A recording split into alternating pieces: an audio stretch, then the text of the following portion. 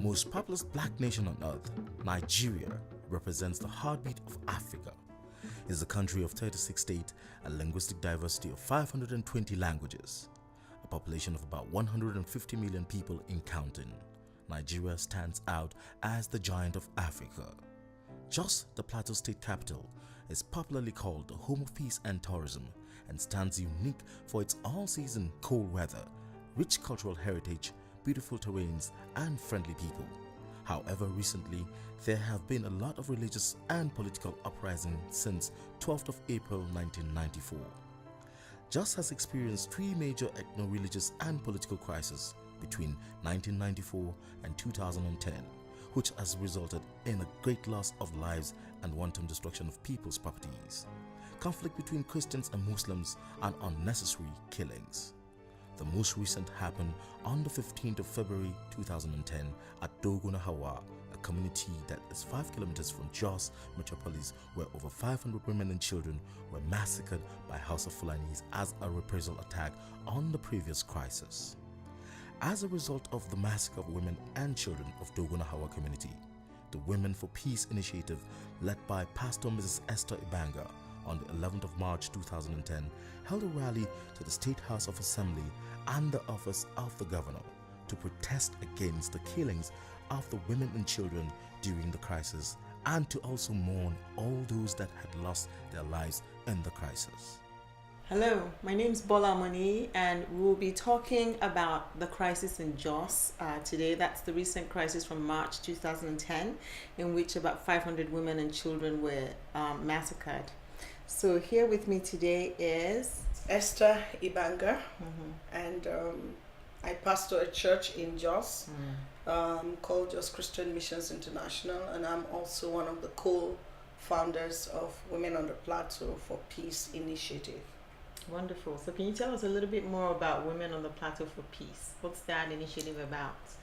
Well, it's a group of women that came together as a result of the crisis that had taken place, basically to cry out against the carnage that we witnessed, because it had never happened like that before. Jos has had a history of religious riots and crises over the years, but nothing like this time, nothing like women and children being specifically targeted.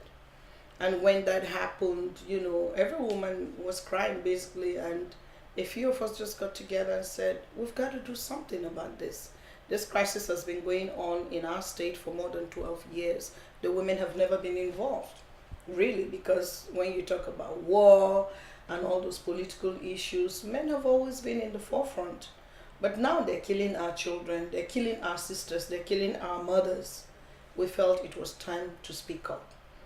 And when the women got together, it was like, if they want to kill the women, they should kill all of us. But we're not going to sit down and allow this thing to happen. We've got to do something. And we just decided to do a march to protest the killing. Okay. And how did you go about organizing this march? How did you rally the women to come together to lift up one voice? It was amazing what happened, and I'll give the credit to God first of all, because we met on a Tuesday and marched on Thursday. Wow. So basically we had 2 days of planning, 2 days of not sleeping, basically 48 hours of not having any sleep. But that produced over 100,000 women that came out. And what happened in practical terms was, we were planning to have the march. My husband was part of it, and 2 other women that were with me, Mrs. Josephine Ewuga and Mama Rebecca Abimiku, and we're discussing it. And then we heard that another group of women in town were actually thinking of doing the same thing as we were thinking. And that women's group now got in touch with me and said, hey, we're thinking about doing this, and we just heard you were also thinking about the same thing. And I said, yes. And so we just decided to come together and join forces. So basically it was a coalition of different women groups that came together, and they did, and we had the protest march and the rally. Okay.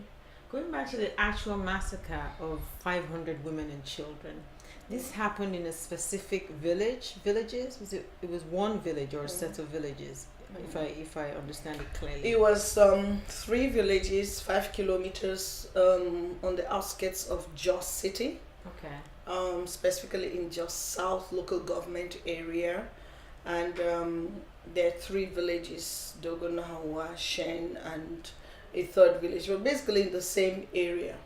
Okay, I guess I'm trying to understand how it came about that these particular villages were targeted.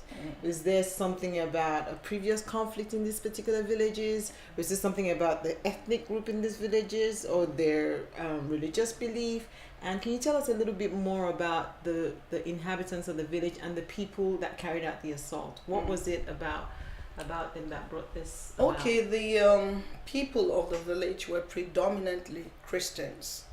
And what we heard was that the attack was actually a reprisal attack by the Islamic militants, because they felt previously another village that was predominantly Muslim was attacked by the indigenous tribe, who were the Birams. Okay. So this was like a reprisal attack. I don't think it was there was a reason for a particular selection apart from the fact that they're predominantly Christians. I see. So it could have been any Christian village. It could have been any Christian community.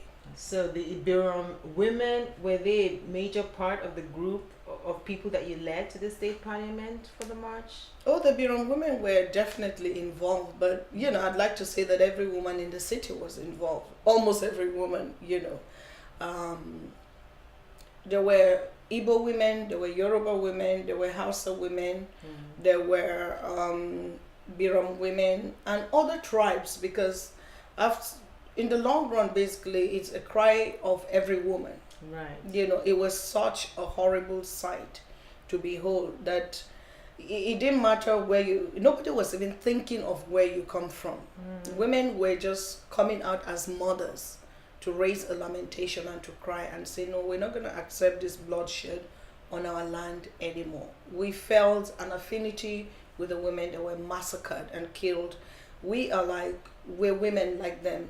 Some of them were mothers. Some of them were pregnant when they were killed, and their wombs were ripped open and the babies brought out and slaughtered.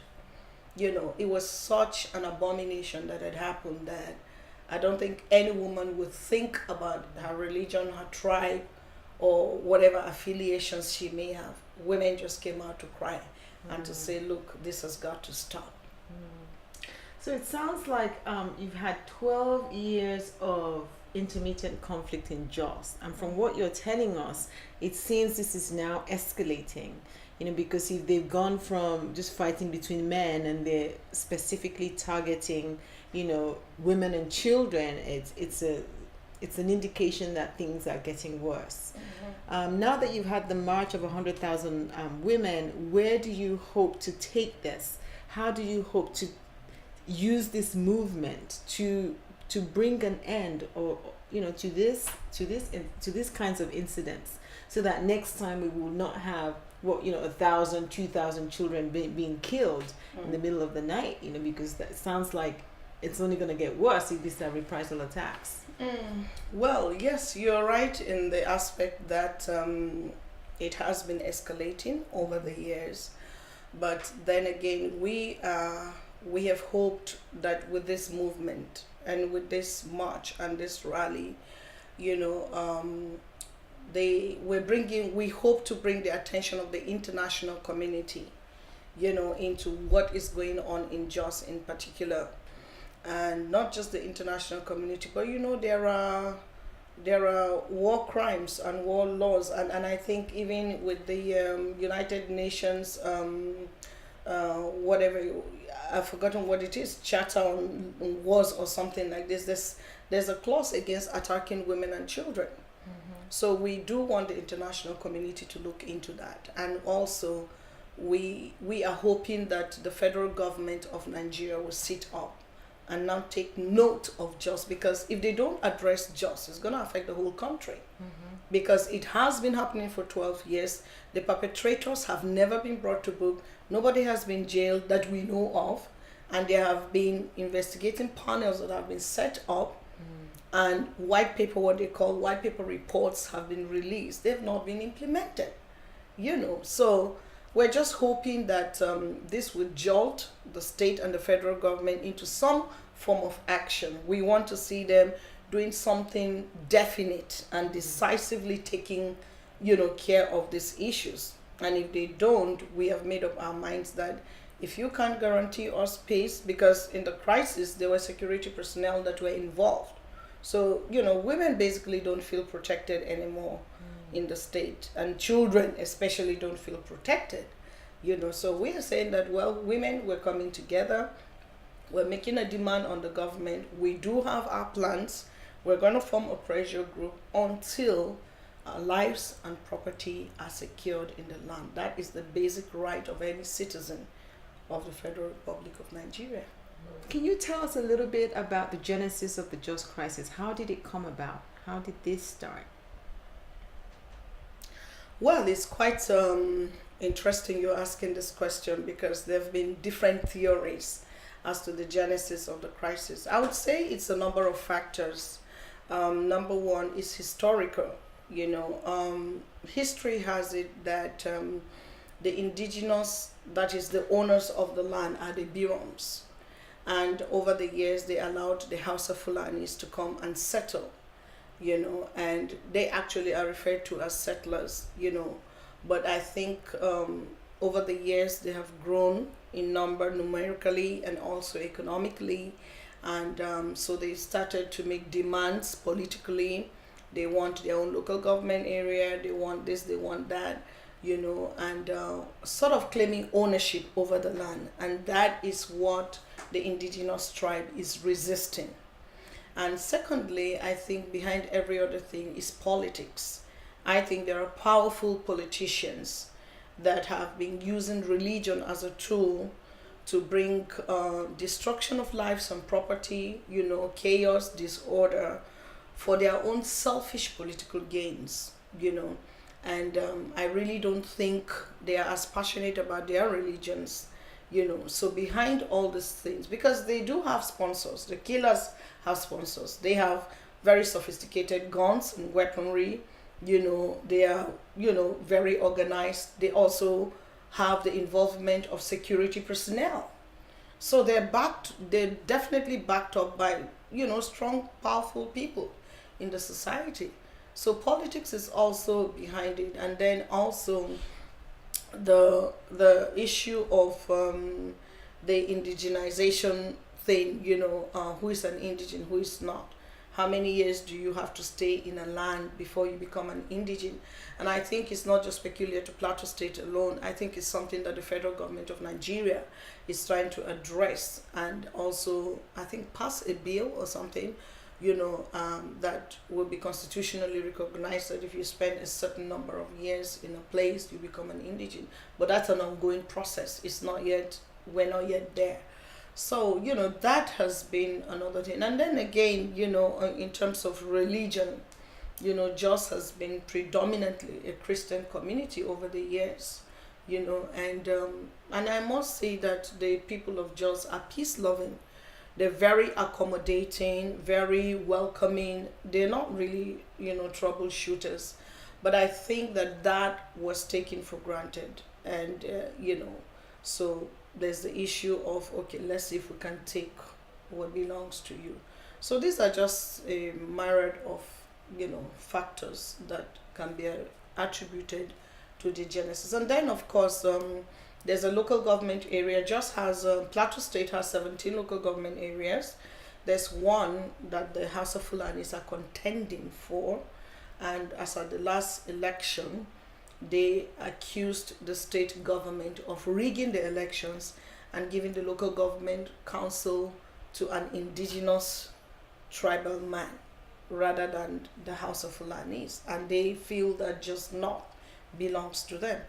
So, all these factors, are just, I think, responsible for, it's quite a number. You can't categorically point to one and say, oh, this is the reason. There's quite a number of them. Is anybody allowed to own land, or land is by law only can be owned by the indigenous people?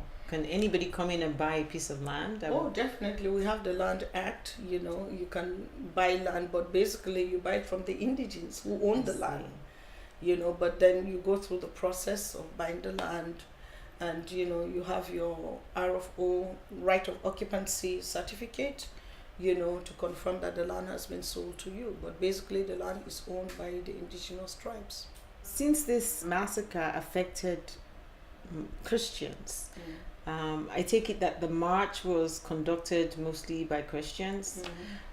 What are your thoughts in terms of rallying the Muslim community to this cause? Because obviously Muslim women have some sort of an opinion on what has happened to these women in these particular villages. Is there any way that you can see this movement, gathering women from different religious backgrounds, as difficult as that may be?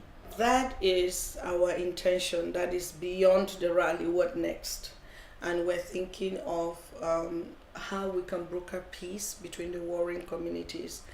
And in all fairness to the Muslim women, when we were about to undertake this rally, a few of them did indicate a desire to join the rally. But we and the organizers of the rally felt the wounds were still too fresh. And we didn't want to have another crisis situation on our hands, So we felt it wasn't time yet, as at that time, because it's like a week after the massacre had taken place. I know of a woman that lost 7 of her children. I personally, have been interacting with this woman, So how do you tell her to sit with a Muslim woman 1 week after and talk about peace, So we felt we should give time for wounds to be healed, for both sides to be ready to meet one another. And now I think, maybe they are ready to start discussion, as difficult as it may seem. But that's what Women on the Plateau for Peace initiative are actually hoping for, because when you talk about Women on the Plateau for Peace, you're not talking about Christian women, you're talking about all women, irrespective of tribe, religion, affiliations, or whatsoever. So we actually are hoping to come together with the Muslim women, because there are some of them who did not support what happened and did not like what happened. Because after all is said and done, every woman is a mother, and they didn't like what happened. So we're hoping we can come together and put our heads together and stand on a common platform and tell the men, enough is enough. You've got to stop this. And it's not just the Muslim women, but there are other tribes, major tribes in Jos, such as the Yorubas, the Orobos. The Orobos were actually the first settlers even before the Hausas, and they all have their communities. So we're going to work with all these communities, bring them together, form a pressure group, make demands on the government, and make sure it is adhered to. Great, I commend you for the work that you're doing. A lot of the things that you said actually are very similar to what we observed in Rwanda and Darfur. If you look at the beginnings of the genocide in Rwanda and Darfur, it basically started with groups of people being killed with impunity, and escalated and gradually turned into a genocide. So I definitely hope that the Women on the Plateau for Peace will be able to gather the kind of momentum that's required to get not just the attention of the national government in Nigeria, but the international community, because every time we get a genocide, we say never again, and then when the next one starts, we fold our arms until it turns into a genocide. So for the sake of Jos and for Nigeria, I really do wish this group the best. Well, thank you very much. And like you said, we also are saying the Rwandan experience never again. And Dogo-Nahawa, or Jemburuk, which is the name of the village where this massacre took place in Jos, we're saying Dogo-Nahawa never again.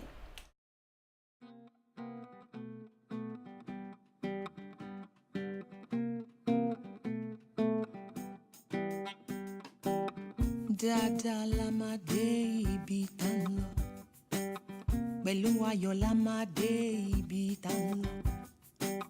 Dada lamade ibi tan lọ, àlàáfíà la máa mú dé ibi tan lọ.